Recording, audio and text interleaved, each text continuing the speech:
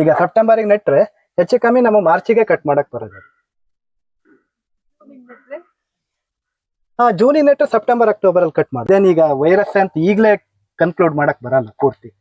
ಒಂದು 6 ತಿಂಗಳು ಬಿಟ್ಟು ಇದು ರಿಕವರಿ ಆಗೋ ಚಾನ್ಸ್ ಇರುತ್ತೆ. ಬೋರಾನ್ ಕಮ್ಮಿ ಆದ್ರೂ ಈ ತರ ಆಗತ್ತೆ. ಮತ್ತೆ ಕರೆಕ್ಟ್ ಮೆಗ್ನೀಷಿಯಮ್ ನ್ಯೂಟ್ರಿಯೆಂಟ್ ಕರೆಕ್ಟ್ ಆಗಿ ಅಪ್ಟೇಕ್ ಆಗ್ಬೇಕು. ಆದಾಗ ಮತ್ತೆ ಕರೆಕ್ಟ್ ಆಗಿ ನಮ್ಮ ಮಳೆಗಾಲದಲ್ಲಿ ಅದು ಕರೆಕ್ಟ್ ಆಗಿ ಗೊತ್ತಾಗುತ್ತೆ. ಮಳೆಗಾಲ ಕಳೆದ್ಮೇಲೂ ಇದೇ ಸಿಂಪ್ಟಮ್ ಇತ್ತು ಅಂದ್ರೆ ಅದು ವೈರಸ್ ಅಂತ. ಮೀಲಿ ಬಗ್ಗೆ ಈಗ ಅಟ್ಯಾಕ್ ಆಗ್ಲಿಕ್ಕೆ ರೈಟ್ ಟೈಮ್ ಆಗ್ತಾ ಉಂಟು. ಹೌದು, ಮಿಲಿ ಬಗ್. ಅದಕ್ಕೆ ಎಂತ ಒಂದು ರೆಮಿಡಿ ಹೇಳ್ತೀರಾ ಸರ್? ಮಿಲಿ ಬಗ್ಗಿಗೆ ಇಮಿಡಾಕ್ರೋಪಿಡ್ ಬೆಸ್ಟ್. ಹೇಳಿಕೊಳ್ಳಿ. Imidacloprid best. ಅವರಲ್ಲಿ ತುಂಬಾ ಅಟ್ಯಾಕ್ ಆಗಿದೆ. ಇಮಿಡಾಕ್ರೋಪಿಡ್ಗೆ ಈಗ 17% ಬರುತ್ತೆ, ಆಮೇಲೆ 35% ಬರುತ್ತೆ, ಆಮೇಲೆ 70% ಬರುತ್ತೆ ಮಿಲಿಬಗ್. ಅದು 17% ಆದ್ರೆ 1.5 ml ಹಾಕಿದ್ರೆ ಸಾಕಾಗತ್ತೆ ಪರ್ ಲೀಟರ್. 70% ಆದ್ರೆ 0.5 ml ಇಂದ 1 ml ವರೆಗೂ ಹಾಕ್ಬೋದು. ಆದ್ರೆ ಮಿಲಿಬಗ್ಗಿಗೆ ಹಾಕ್ಬೇಕಾದ್ರೆ ಕಂಪಲ್ಸರಿ ಸ್ಪ್ರೆಡ್ಡರ್ ಯೂಸ್ ಮಾಡ್ಲೇಬೇಕು. ಮಣ್ಣಿಗೆ ಹಾಕ್ಬೇಕಾದ್ರೆ ಗಮ್ಮಿನ ಅಂಶ ಬೇಕೇ ಬೇಕು. ಅವಾಗ ಏನಾಗತ್ತೆ ಅಂದ್ರೆ ಆ ಮಿಲಿಬಗ್ ಮೇಲೆ ಇದು ಕ್ಲೀನ್ ಆಗಿ ಕೂರತ್ತೆ. ಅದೇ ಅದು ಪರ್ಸೆಂಟೇಜ್ ಮೇಲೆ. ಈಗ 17% ಬರುತ್ತೆ, ಅದಾದ್ರೆ ಒಂದು 200 ಲೀಟರ್ಗೆ ಒಂದು 1.5 ml ಇಂದ 2 ml ವರೆಗೂ ಹಾಕ್ಬೋದು ಪರ್ ಲೀಟರ್. ಅಂದ್ರೆ ನಮ್ದು ಮಿಲಿಬಗ್ ಎಷ್ಟಿದೆ ನೋಡ್ಕೊಂಡು ಕಮ್ಮಿ ಮಾಡಿದ್ರೆ ನಡೆಯುತ್ತೆ. ಮತ್ತೆ ಬ್ಲಾಂಕೆಟ್ ಮಾಡಬೇಡಿ. ಈಗ ಮಿಲಿಬಗ್ ಬಂದ್ರೆ ನಮಗ್ ನೋಡ್ಬೇಕಾದ್ರೆ ಗೊತ್ತಾಗತ್ತೆ. ಫಸ್ಟ್ ಈ ಬುಡದ ಎಲೆ ಎಲ್ಲೋ ಆಗತ್ತೆ, ಫಸ್ಟ್ ಬರೋದೇ ಬುಡದಿಂದ ಎಲ್ಲೋ ಆಗುತ್ತೆ. ಅದೇ ನಮಗೆಲ್ಲರೂ ರೂಟ್ ರಾಟು ಬೇರೆ ಸಿಂಪ್ಟಮ್ಸ್ ಆದ್ರೆ ಟಾಪ್ ಇಂದ ಎಲ್ಲೋ ಆಗತ್ತೆ. ಅದೊಂದು ಅಬ್ಸರ್ವ್ ಮಾಡಿ ಎಲ್ಲರೂ. ಮಿಲಿಬಗ್ ಇದ್ರೆ ಬುಡದ ಎಲೆ ಫಸ್ಟ್ ಎಲ್ಲೋ ಆಗುತ್ತೆ. ಅದು ಎಲ್ಲೋ ಆಯ್ತು ಮತ್ತೆ ಬುಡದಲ್ಲಿ ಇರುವೆ ಓಡಾಡ್ತಾ ಇದೆ ಅಂದ್ರೆ 100% ಮಿಲಿಬಗ್ ಇದೆ ಅಂತ. ಮಿಲಿಬಗ್ಗಿಗೆ ಮತ್ತೆ ಎಲ್ಲೂ ಅಂದ್ರೆ ಅದು ಈ ಕಾಲರ್ ಅಂತೀವಲ್ಲ ಆ ಜಾಗದಲ್ಲಿ ಮಾತ್ರ ಅದು ಇರುತ್ತೆ, ಮತ್ತೆ ಬೇರೆ ಎಲ್ಲೂ ಇರಲ್ಲ ಅದು. ಈಗ ಮಣ್ಣೊಳಗೆ 1 ಇಂಚಿಗಿಂತ ಕೆಳಗೆ ಮಿಲಿಬಗ್ ಹೋಗಲ್ಲ. ಆ ಕಾಲರ್ ಜಾಗದಲ್ಲಿ ಮಾತ್ರ ಮಿಲಿಬಗ್ ಇರುತ್ತೆ. ಡ್ರೆಂಚ್ ಮಾಡ್ಬೇಕಾಗತ್ತೆ ಒಂದ್ ಬುಡಕ್ಕೆ. ಅಂದ್ರೆ ಈಗ ಇಂಥ ಬಳ್ಳಿಗಾದ್ರೆ ಕರೆಕ್ಟ್ ನಾವ್ ಇದೇ ಜಾಗಕ್ಕೆ ಮಾಡಿದ್ರೆ 1 2 ರಿಂದ 3 ಲೀಟರ್ ಮಾಡ್ಬೇಕಾಗತ್ತೆ. ಇದೇ ಜಾಗಕ್ಕೆ ಮಾಡ್ಬೇಕಾಗತ್ತೆ, ಬೇರೆ ಎಲ್ಲೂ ಮಾಡಿದ್ರು ಪ್ರಯೋಜನ ಆಗಲ್ಲ. ಈಗ ಎಲ್ಲ ಕಾಲರ್ ಬರುತ್ತಾ, ಈ ಕಾಲರ್ ರೂಟ್ ಅಂತೀವಲ್ಲ ಇಲ್ಲಿಗೆ ಮಾಡ್ಬೇಕಾಗತ್ತೆ. ಇಲ್ಲಿಂದ ಮುಂದೆ ಎಲ್ಲೂ ಇರಲ್ಲ ಅದು. ಮಿಲಿಬಗ್ ಬರುವ ಇದು ಮುನ್ನೆಚ್ಚರಿಕೆ ಕ್ರಮ ಏನು ತಗೊಳ್ಬೇಕು? ಅಲ್ಲ, ಬರದಾಗೆ ಒಂದು ತೋಟ ಕ್ಲೀನ್ ಇರ್ಬೇಕು. ಈಗ ಎಲ್ಲಿ ನಾವು ಕಸ ವೇಸ್ಟ್ ಹಾಕಿರ್ತೀವ ಅಲ್ಲಿ ಇರುವೆ ಬರ್ತವೆ. ಇರುವೆ ಮಿಲಿಬಗ್ ಅಂತ ಇರೋದು. ಆಕ್ಚುಲಿ ಮಿಲಿಬಗ್ಗು ಬಂದ್ ಗಿಡಕ್ಕೆ ಕೋರಲ್ಲ, ಅದು ಹೋಸ್ಟ್ ಇರುವೆ. ಯಾವ್ದು ಈ ಗಾಳಿ ಇರುವೆ ಅಂತೀವಿ ಆ ತರದ ಇರುವೆಗಳು ಕೆಂಪಿರುವೆ.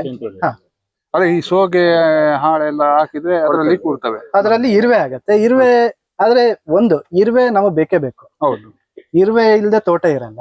ಹಾಗಾಗಿ ಮುಂಚೆ ಏನು ಮಾಡೋಕ್ಕಿಂತ ಮಿಲಿಬಗ್ ಬಂದಿದ್ದ ಬಳ್ಳಿಗೆ ನಾವು ಇದ್ ಮಾಡೋದು ಬೆಟರ್ ಅಷ್ಟೇ. ಎಲ್ಲಕ್ಕಿಂತ ಮಿಲಿಬಗ್ ನಮ್ ತೋಟದಲ್ಲೇ ಇಲ್ಲ ಅಂತಂದ್ರೆ ನಾವು ನರ್ಸರಿಯಿಂದ ತಂದ ಗಿಡಗಳು ಅದಕ್ಕೆ ಇಮಿಡಾ ಅಥವಾ ಈ ತರದ್ ಯಾವ್ದಾದ್ರು ಇನ್ಸೆಕ್ಟಿಸೈಡ್ ಒಂದು ಡ್ರೆಂಚ್ ಮಾಡಿ ನೆಡೋದು ಬೆಟರ್.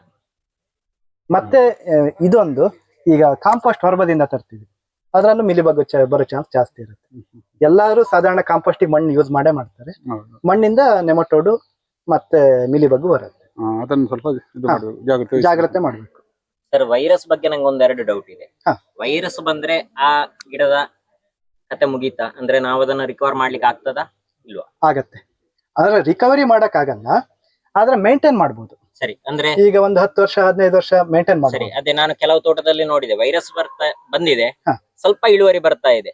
ನಾವ್ ಅದಕ್ಕೆ ಸಾಕಷ್ಟು ಗೊಬ್ಬರ ನೀರಾವರಿ ಕೊಟ್ರೆ ಇಳುವರಿ ಬರುತ್ತೆ. ಇಳುವರಿಲಿ ಬಾರಿ ಏನು ಹೆಚ್ಚು ಕಮ್ಮಿ ಆಗಲ್ಲ. ಅದು ನಿಮ್ಮ ಈ ಸೌತ್ ಕೇಂದ್ರ ದಕ್ಷಿಣ ಕನ್ನಡದ ವೆದರಿಗೆ ವೈರಸ್ ಅಂತ ಪ್ರಾಬ್ಲಮ್ ಕೊಡಲ್ಲ. ಎಲ್ಲಿ ಡ್ರೈ ಲ್ಯಾಂಡ್ ಅಂತೀವಿ, ಈಗ ಬೈಲ್ಸೀಮೆಯಲ್ಲಿ ಈಗ ಹಾಕ್ತಾ ಇದ್ದಾರೆ, ಚಿತ್ರದುರ್ಗ ದಾವಣಗೆರೆ, ಅಲ್ಲೆಲ್ಲಾರು ವೈರಸ್ ಬಂತು ಅಂದ್ರೆ ಅವ್ರ ಫುಲ್ ಫೇಲ್ಯೂರ್ ಆಗುತ್ತೆ. ನಮ್ಮಲ್ಲಿ ಹ್ಯೂಮಿಡಿಟಿ ಜಾಸ್ತಿ ಇರುತ್ತೆ. ಹಾಗಾಗಿ ಅಲ್ಲಿ ನಮ್ಮಲ್ಲಿ ಸಿಂಪ್ಟಮ್ ತೋರ್ಸೋದೇ ಕಮ್ಮಿ ವೈರಸ್. ಹೌದು, ಹರಡೋದಂದ್ರೆ ಅದು ಮಿಲಿಬಗ್ ಇಂದ ಹರಡತ್ತೆ ಒಂದು. ಆಮೇಲೆ ನಾವು ರನ್ನರ್ಸ್ ಕಟ್ ಮಾಡ್ತೀವಲ್ಲ ಅದರಿಂದ ಹರಡತ್ತೆ. ಗಾಳಿಗೆ ಹರಡುದಿಲ್ಲ. ಅಲ್ಲ, ತೆಗಿಬಹುದು, ಬೇಕಾದ್ರೆ ಮೇಂಟೈನ್ ಮಾಡಬಹುದು. ಹೌದು, ಸಣ್ಣ ಗಿಡಗಳಲ್ಲಿ ನಮ್ಗೆ ಕಂಡ್ರೆ ನಾವು ರಿಮೂವ್ ಮಾಡಬಹುದು. ಸರಿಯಾದ ಇಳುವರಿ ಬರ್ತಾ ಇದ್ರೆ ನಮ್ಗೆ ವರ್ತ್ ಅಲ್ಲ. ವರ್ತ್ ಅಂದ್ರೆ ಎಷ್ಟು ಇಳುವರಿ ಬರುತ್ತೆ ಅಂತ ನೋಡ್ಬೇಕಾಗತ್ತೆ. ಈಗ ಒಂದು ಬಳ್ಳಿಲಿ ನಾವು ಎವರೇಜ್ ಡ್ರೈ 3 kg ಕೊಯ್ತೀವಿ ಅಂದ್ರೆ ವೈರಸ್ ಇದ್ರು ನಾವು ಅದ್ ಮೇಂಟೈನ್ ಮಾಡ್ಬೋದು, ಏನಂತ ಕಷ್ಟ ಆಗಲ್ಲ. ಆದ್ರೆ ಅದು ಸ್ಪ್ರೆಡ್ಡಿಂಗ್ ಒಂದು ರಿಸ್ಕ್ ಇರ್ತದೆ. ಈಗ ವೈರಸ್ ಈ ಬಳ್ಳಿಯಲ್ಲಿ ಇದ್ರೆ ಅದು ಅಲ್ಲಿಗೆ ಆಚೆ ಬಳ್ಳಿಗೆ ಹೋಗ್ತದೆ. ಇಲ್ಲ, ಕತ್ತಿಯಲ್ಲಿ ಅದೇ ಹೋಗ್ತದೆ, ಒಂದು ಕತ್ತಿ. ಕತ್ತಿಲ್ ಹೋಗತ್ತೆ, ರಣ್ಣರ್ ಇಲ್ಲಿ ಕಟ್ ಮಾಡಿ ಪಾಡಿಗೆ ಅದು ಹೋಗುದಿಲ್ಲ, ಅದ್ರ ಪಾಡಿಗೆ ಅದು ಗಾಳಿಗೆ ಹೋಗುದಿಲ್ಲ. ಗಾಳಿಗೆ ಹೋಗಲ್ಲ ವೈರಸ್ ಇದೆ ಅಂತ ಗೊತ್ತಾದ್ರೆ ಆ ಬಳ್ಳಿಯನ್ನು ಕಟ್ ಮಾಡದಿದ್ರೆ ಅಷ್ಟೇ. ಯಾವುದೇ ರೀತಿಯಲ್ಲಿ. ಸರ್ ಇನ್ನೊಂದು ಈ ಬಳ್ಳಿಯಲ್ಲೇ ನಮ್ಗೊಂದು ಕಾಣ್ತಾ ಇದೆ, ಇಲ್ಲಿ ಒಂದು ಚಿಗುರು ನೋಡಬಹುದು ನೀವು. ಈ ಚಿಗುರು ಹಿಂದೆಗೆ ಮಡಚಿದೆ. ಹ. ಇದು ತುಂಬಾ ಕಡೆಯಲ್ಲಿ ಕಾಣ್ತಾ ಇರುವಂತ ಒಂದು ತೊಂದರೆ. ಹೊಸ ಚಿಗುರು ಎಲೆ. ಶುರು ಬರುವಂತದ್ದು ಹೌದು. ಈ ಎಲೆಯಲ್ಲಿ, ನಂತರ ಅದರ ಕೆಳಗಿನ ಎಲೆಗಳಲ್ಲೆಲ್ಲ ಬರ್ತದೆ. ಇದನ್ನು ಹಿಂದು ಭಾಗ ನೋಡಿ ಇದನ್ನು ಬಿಡಿಸಿ ನೋಡಿದ್ರೆ ಅದರಲ್ಲಿ ಒಂದು ಹುಳ ಇರ್ತದೆ. ಅದು ಏನು ಸರ್? ಅಲ್ಲ, ಇದು ಫೋಲ್ಡಿಂಗ್ ಇದೇ ನಮಗಷ್ಟು ಸಮಸ್ಯೆ ಕೊಡಲ್ಲ. ಇದೀಗ ಬರೋದು ಹೆಚ್ಚು ಕಮ್ಮಿ ಒಂದು 3 ಅಡಿವರೆಗೆ ಮಾತ್ರ, ಅಲ್ಲ ಒಂದು 5 ಅಡಿವರೆಗೆ ಬರುತ್ತೆ. ಅದರಿಂದ ಮೇಲಿನ ಯಾವುದೇ ಹೈಟಿಗೆ ಈ ಫೋಲ್ಡಿಂಗ್ ಇದಾಗ್ಲಿ ಗಾಲ್ಮಿರ್ಜ್ ಆಗ್ಲಿ ಎಫೆಕ್ಟ್ ಮಾಡಲ್ಲ. ಈಗ ಇಂಥದಕ್ಕೆ ಇನ್ಸೆಕ್ಟಿಸೈಡ್ ಒಂದು ಸ್ಪ್ರೇ ಕೊಡ್ಬೋದು ಬಿಟ್ರೆ, ಸುಮ್ನೆ ಈಗ ಒಂದು ಬಳ್ಳಿಲಿ ಉಂಟು ಅಂತ ಹೇಳಿ ಇಡೀ ತೋಟಕ್ಕೆ ಸ್ಪ್ರೇ ಕೊಡೋದು ಅಷ್ಟು ಒಳ್ಳೇದಲ್ಲ. ಈಗ ಈ ತರ ಫಸ್ಟ್ ಸಣ್ಣ ಫ್ಲಾಟ್ ಇದ್ದಾಗ ಒಂದ್ 2-3 ವರ್ಷ ಬೇಕಾದ್ರೆ ಒಂದೊಂದ್ ರೌಂಡ್ ಆಯಿಲ್ ಸಾಕಾಗತ್ತಾ? ನೀಮ್ ಆಯಿಲ್ ಸಾಕಾಗತ್ತೆ, ಆದ್ರೆ PPM ಲೆವೆಲ್ ಮಿನಿಮಮ್ 5000 ಇರ್ಬೇಕಾಗುತ್ತೆ. ಸರಿ. ಅದಕ್ಕಿಂತ ಕಮ್ಮಿ ಇದ್ರೆ ವರ್ಕ್ ಆಗಲ್ಲ. ಅದಕ್ಕಿಂತ ಈಗ ಒಂದು ಇನ್ಸೆಕ್ಟಿಸೈಡ್ ಸ್ಪ್ರೇ ಮಾಡೋದು ಬೆಟರ್. ಈಗ ಎಲ್ಲ ಎಲೆಯನ್ನು ಮತ್ತೆ ಮಣ್ಣಿಗೆ ಕೊಟ್ಟರೆ ಏನಾಗತ್ತೆ ಅಂದ್ರೆ ಅದು ಕರೆಕ್ಟ್ ಮಣ್ಣಲ್ಲಿ ಅಪ್ಟೇಕ್ ಆಗದೆ ಹೋದ್ರೆ, ಬೋರಾನ್ ಮಣ್ಣಲ್ಲಿ ಉಳಿತು ಅಂದ್ರೆ ಬೇರೆ ಗೊಬ್ಬರಗಳು ಕಾಣೋದಕ್ಕೆ ಪ್ರಾಬ್ಲಮ್ ಆಗುತ್ತೆ. ಹಾಗಾಗಿ ಆದಷ್ಟು ಈಗ ಪೆಪ್ಪರ್ ಜಾಸ್ತಿ ಇದ್ರೆ ನೀವು ಸ್ಪ್ರೇ ಮುಖಾಂತರ ಮೈಕ್ರೋನ್ಯೂಟ್ರೆಂಟ್ ವರ್ಷಕ್ಕೊಂದು 2-3 ರೌಂಡ್ ಮಿನಿಮಮ್ ಕೊಟ್ರೆ ಆ ಕೆನಪಿಗೆ ಸರಿಯಾಗಿ ಮೈಕ್ರೋನ್ಯೂಟ್ರೆಂಟ್ ಸಿಗ್ತಾ ಹೋಗುತ್ತೆ. ಅದು ಕೊಡುವ ಪ್ರಮಾಣ ಎಷ್ಟು ಮೆಗ್ನೀಷಿಯಂ ಅದು ಲೀಟರ್ಗೆ? ಅಲ್ಲ, ಮೈಕ್ರೋನ್ಯೂಟ್ರೆಂಟ್ ಮಿಕ್ಸ್ಚರ್ ಆದ್ರೆ EDTA ಬಂದಾಗ ಚಿಲೇಟೆಡ್ ಮೈಕ್ರೋನ್ಯೂಟ್ರೆಂಟ್ ಬರುತ್ತಲ್ಲ, ಅಲ್ಲ ಬೋರಾನ್ ಅಲ್ಲ ಚಿಲೇಟೆಡ್ ಮೈಕ್ರೋನ್ಯೂಟ್ರೆಂಟ್ ಅದೇ ಮಿಕ್ಸ್ ಮಾಡೋದು ಬೆಟರ್. ಈಗ ಚಿಲೇಟೆಡ್ ಬರೀ ಬೋರಾನ್ ಆದ್ರೆ 100 ಗ್ರಾಮ್ ಪರ್ ಬ್ಯಾರಲ್ ಸಾಕಾಗುತ್ತೆ, ಅಂದ್ರೆ 200 ಲೀಟರ್ಗೆ. ಅದಕ್ಕಿಂತ ಜಾಸ್ತಿ ಬೇಕಾಗಲ್ಲ. ಹೌದು, ಚಿಲೇಟೆಡ್ ಪರ್ ಬ್ಯಾರಲ್. ಸರಿ, 1 ವರ್ಷ ಗಿಡಕ್ಕಾದ್ರೆ ಅಂದ್ರೆ ಇದಕ್ಕಿಂತ ಚೆನ್ನಾಗಿ ಫುಲ್ ಆಗಿ ಬಂದಿದೆ ಗಿಡ, 1 ವರ್ಷ ಗಿಡಕ್ಕೆ ಎಷ್ಟು ಬೇಕಾಗುತ್ತೆ? ಅಲ್ಲ, ಯಾವ್ದೇ ಗಿಡಕ್ಕಾದ್ರೂ ನಾ ಹೇಳ್ತಾ ಇರೋದು, ಈಗ ಈ ಸೈಜಿನ ಬಳ್ಳಿ ಇರ್ಲಿ ಅಥವಾ ದೊಡ್ಡ ಸೈಜ್, ಆ ಕೆನಪಿಗೆ ಸರಿಯಾಗಿ ನಾವು ಸ್ಪ್ರೇ ಮಾಡ್ತೀವಿ. ಈ ಬಳ್ಳಿಗೆ ಈಗ ಸ್ಪ್ರೇ ಮಾಡ್ಬೇಕಾದ್ರೆ 1/4 ಲೀಟರ್ ಹೋದ್ರೆ, ಈಗ 30 ಅಡಿ ಬಳ್ಳಿ ಇದ್ರೆ ಒಂದು ಜಾಸ್ತಿ ಹೋಗುತ್ತೆ, 10 ಲೀಟರ್ ಹೋಗುತ್ತೆ, ಈ ಸೈಜ್ಗೆ 1/4 ಲೀಟರ್. ಆ ತರ ಹಾಕಿದಾಗ ನಮಗೆ ಇಲ್ಲಿ ಬೋರಾನು ಅಥವಾ ಯಾವ್ದೇ ಮೈಕ್ರೋನ್ಯೂಟ್ರೆಂಟ್ ಎಕ್ಸ್ಟ್ರಾ ಆಗೋ ಚಾನ್ಸಸ್ ಕಮ್ಮಿ ಆಗುತ್ತೆ. ಈಗ ಕೊಡೋ ಸಮಯ ಮಾರ್ಚ್ ಇಂದ ಮೇ 15ರವರೆಗೆ. ಮಳೆ ಬರುವ ಮೊದಲು. ಮಳೆ ಬರುವ ಮೊದಲು. ಹೌದು, ಮಳೆ ಬರೋಕ್ಕಿಂತ 15 ದಿನ ಮುಂಚೆ, ಅಂದ್ರೆ ಮಾನ್ಸೂನ್ ಸೆಟ್ ಆಗಕ್ಕಿಂತ. ಮತ್ತೆ ಸೆಪ್ಟೆಂಬರ್ ಟು ಅಕ್ಟೋಬರ್ ಅದು ಬೆಟರ್ ಟೈಮ್. ಮತ್ತೆ ಬೋರಾನು ಈ ಟೈಮಲ್ಲಿ ಎಷ್ಟು ಕೊಡ್ತೀವಿ ಅಂದ್ರೆ ಕರೆಕ್ಟ್ ಕೊಟ್ರೆ ನಮಗೆ ಲೆಂತ್ ಜಾಸ್ತಿ ಆಗ್ತಾ ಹೋಗುತ್ತೆ. ಯಾವ್ದು ಪ್ಯಾನಿಕಲ್ಸ್ ಮಿನಿಮಮ್ ಒಂದು ಪ್ಯಾನಿಕಲ್ಸ್ ಇಂದ ಈಗ 1 ಇಂಚ್ ಜಾಸ್ತಿ ಆದ್ರೂ ನಮಗೆ ಅವಾಗ ಒಂದು ಬಳ್ಳಿಲಿ 10 to 20% ಕ್ರಾಪ್ ಜಾಸ್ತಿ ಬರುತ್ತೆ. ಗರೆ ಬರುತ್ತಲ್ಲ ಅದು. ಅದೀಗ ನಾರ್ಮಲ್ ಪ್ರಾಕ್ಟೀಸ್ ಮಾಡಿದಾಗ ಒಂದು 10ರಿಂದ 15 ಗ್ರಾಮ್ ಒಂದು ಗರೆ ವೆಯ್ಟ್ ಬಂದ್ರೆ ಕರೆಕ್ಟ್ ಆಗಿ ನಾವು ಮೈಕ್ರೋನ್ಯೂಟ್ರೆಂಟ್ ಸ್ಪ್ರೇಗಳು ಕೊಟ್ಟಾಗ ಒಂದು 20ರಿಂದ 25 ಗ್ರಾಮ್ ವರೆಗೂ ಬರುತ್ತೆ. 30 ಗ್ರಾಮ್ ವರೆಗೂ ಬಂದಿದ್ದೀವಿ. ಅಷ್ಟು ವೇರಿಯೇಷನ್ ಅದು ಒಂದೇ ಬರಲ್ಲ. ಮತ್ತೆ ನೆಕ್ಸ್ಟ್ ನೀವು ಹಾರೆಸ್ಟ್ ಮಾಡಿದಾಗ ಡ್ರೈ ರಿಕವರಿ ಜಾಸ್ತಿ ಬರುತ್ತೆ. ಈಗ ಮೈಕ್ರೋನ್ಯೂಟ್ರಿಯೆಂಟ್ ಎಷ್ಟು ಕೊಡಬೇಕು ವರ್ಷಕ್ಕೆ ಒಂದು ಗಿಡಕ್ಕೆ? ಯಾವ್ದೆಲ್ಲ ಡೋಸೇಜು ಈಗ major ಬೇಕಾಗೋದು zinc, boron, manganese.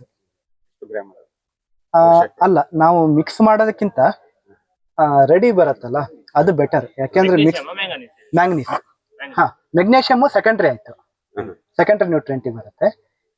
Magnesium ಬೇಕಾಗುತ್ತೆ, ಅಲ್ಲ ಇದು ಮ್ಯಾಂಗನೀಸ್ ಬೇಕಾಗುತ್ತೆ. ಎಷ್ಟು ಕೊಡ್ಬೇಕು, ಎಷ್ಟು ಗ್ರಾಮ್ ಪರ್ ಪ್ಲಾಂಟ್ ಅಂದ್ರೆ? ಅಲ್ಲ, ಅದೇ ಈಗ ಹೇಳಿದ್ನಲ್ಲ, ಈಗ ನಾವು ಸ್ಪ್ರೇ ಮುಖಾಂತರ ಹೋಗೋದು ಬೆಟರ್. ಈಗ ಈ ಪ್ಲಾಂಟಿಗೆ ಒಂದು 20 ಗ್ರಾಮ್ ಬೇಕಾಗುತ್ತೆ. ರೆಡ್ ಬಿಲ್ಡರ್ ಬರುತ್ತೆ, ಆಮೇಲೆ ರೆಕ್ಸಾಲಿನ್ ಅಂತ ಬರುತ್ತೆ, ಆಮೇಲೆ ಇವ್ರದ್ದು IMT ಅವರದ್ದು MS 32 ಏನೋ ಬರುತ್ತೆ, ರಾನಡೆ ಅವರದ್ದು. ಆಮೇಲೆ ಸುಮಾರು ಕಂಪ್ನಿಗಳಿದಾವೆ, ನೆಸ್ಟ್ ಅಂತಿದೆ, BSF ಅಂತಿದೆ, BASF. ಅದು ನಿಮಗೆ ಹೈ ಫಾಸ್ಫರಸ್ ಈ ಟೈಮಲ್ಲಿ ಪ್ಯಾನಿಕಲ್ಸ್ ಬರೋದಕ್ಕೋಸ್ಕರ, ಅದು ಪ್ಯಾನಿಕಲ್ಸ್ ಬರೋದಕ್ಕೋಸ್ಕರ ದಿನಕ್ಕೆ ಒಂದು ಫಸ್ಟ್ ಪ್ಯಾನಿಕಲ್ ಸ್ಟಾರ್ಟ್ ಆಗುತ್ತೆ. ಒಂದು ಆ ಟೈಮಲ್ಲಿ ಆಕ್ಚುಲಿ ಕೊಡ್ಬೇಕಾಗುತ್ತೆ. ಸ್ಟಾರ್ಟ್ ಆಗಕ್ಕಿಂತ ಈಗ ನೀವು ಅಕಸ್ಮಾತ್ ಈಗ ಹಾರ್ವೆಸ್ಟ್ ಯಾವಾಗ ಮುಗಿಸ್ತೀರಿ ನಿಮ್ಮಲ್ಲಿ? ಫೆಬ್ರವರಿ ಮುಗಿಸಿದ್ರೆ ಏಪ್ರಿಲ್ 15ಕ್ಕೆ ಕೊಡ್ಬೋದು ಬೆಟರ್. ಸಿಲೆಟೆಡ್ ಆದ್ರೆ 200 ಗ್ರಾಮ್ ಹಾಕ್ಬೋದು ಅಷ್ಟೇ, 200 ಇಂದ 250 ಗ್ರಾಮ್ ಮ್ಯಾಕ್ಸಿಮಮ್. ಅಂದ್ರೆ ಅದಕ್ಕಿಂತ ಜಾಸ್ತಿ ರೆಕಮೆಂಡೇಶನ್ ಹೇಳ್ತಾರೆ, ಬೆಟರ್ ಅಲ್ಲ ಅಪ್ಟೇಕ್ ಪ್ರತಿಯೊಂದಕ್ಕೂ. ಅಕಸ್ಮಾತ್ ನಾವು